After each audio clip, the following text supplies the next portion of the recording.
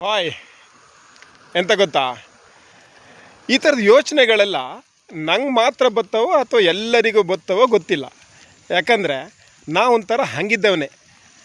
ಸರಿನಾ ತಪ್ಪ ಆಮೇಲೆ ನೀವೇ ಹೇಳಿ, ಆಯಿತಾ? ಎಂತ ಅಂದರೆ, ಸ್ವಾಮಿ ವಿವೇಕಾನಂದ ಅವರು ಅವ್ರ ತಂದೆ ತಾಯಿಯ 10 ಮಕ್ಕಳಲ್ಲಿ 6ನೇವರಂತೆ. ಸಂವಿಧಾನ ಶಿಲ್ಪಿ ಡಾಕ್ಟರ್ BR ಅಂಬೇಡ್ಕರ್ ಅವರು ಮತ್ತು ರಾಷ್ಟ್ರಗೀತೆ ಬರೆದ ರವೀಂದ್ರನಾಥ ಠಾಗೋರ್ ಅವರು ಅವ್ರ ತಂದೆ ತಾಯಿಗೆ 14ನೇ ಮಕ್ಕಳಂತೆ.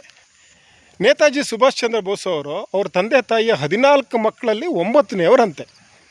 ಇನ್ನು ಭಾರತದ ನೆಚ್ಚಿನ ಮಾಜಿ ರಾಷ್ಟ್ರಪತಿಗಳಾದ ಡಾಕ್ಟರ್ APJ ಅಬ್ದುಲ್ ಕಲಾಂ ಅವರು 5ನೇ ಮಗ ಅಂತೆ.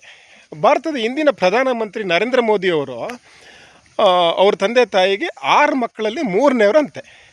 ಮತ್ತು ಖ್ಯಾತ ನಟ ತಲೈವ ರಜನಿಕಾಂತ್ ಅವರು, ಕ್ರಿಕೆಟ್ ದೇವರು ಸಚಿನ್ ತೆಂಡೂಲ್ಕರ್ ಅವರು, ಜನಪ್ರಿಯ ಫುಟ್ಬಾಲ್ ಆಟಗಾರ ಕ್ರಿಶ್ಚಿಯಾನೋ ರೊನಾಲ್ಡೋ ಅವರು ಅವ್ರ ತಂದೆ ತಾಯಿಗೆ 4ನೇ ಮಗ ಅಂತೆ.